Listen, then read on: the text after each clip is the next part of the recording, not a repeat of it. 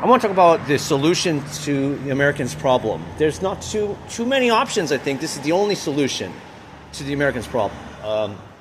It's worldwide. It's a responsibility of Americans to resolve things. We have, serious crimes against humanity supposedly taking place, where I think everybody kind of agrees that, yeah, there are certainly crimes against humanity taking place. Okay, now the responsibility of Americans in what's going on, it's not a feeling that, are the Americans responsible for what they're doing, or are they not responsible for it? It's not an opinion.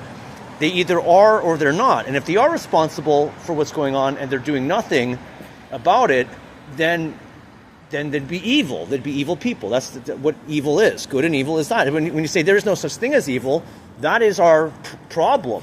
We have people who say there's no such thing as evil. That's simply what's going on. And those who make that argument, lo and behold, they're evil. Those are evil people. The people who make that argument are the evil people, and there's no shortage of them. In the United States, what's the solution? Well, they gave us a solution to assemble with weapons and speak publicly about what's going on. Because the criminals, they're doing everything covertly, dishonestly, okay? And there's no shortage of criminals in America.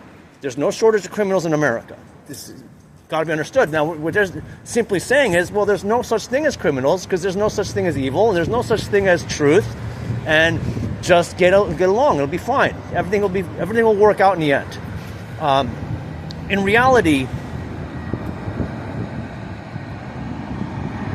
being a citizen in the United States, you're not absolved of responsibilities. There's responsibilities that citizens of the United States should have, and what their supposed military is doing, it's a responsibility of the people in the United States. But again, once they've said, no, well, there's no responsibilities because there's no evil, and we're fine with anything however it goes.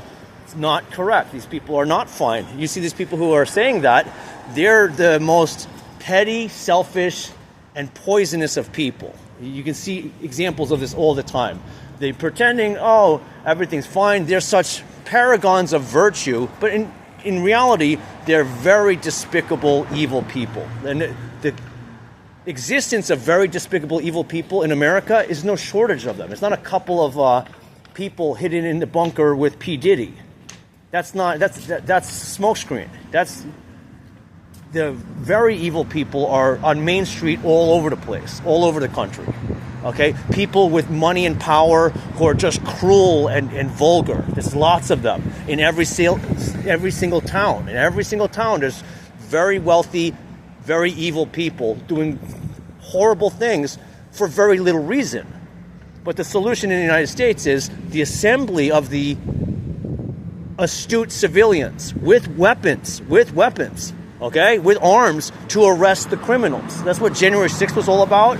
That was a setup because they want to remove the ability for the American people to assemble with arms. They're trying to say, oh, that's a horrible idea. That's the worst of people who would do that. Look at those people. And understand, many people in America are reflecting that sentiment. Those are selfish, greedy cowards who are evil. They're not actually good people. And we know that there's lots of these people. They're saying, hey, those January 6ers, what rotten, lousy scoundrels they are. They're despicable. In reality, anybody claiming that is despicable. They're cowards. They're selfish cowards who have sided out of fear with evil. Out of fear, they've sided with evil. That's what's in America. That's the problem.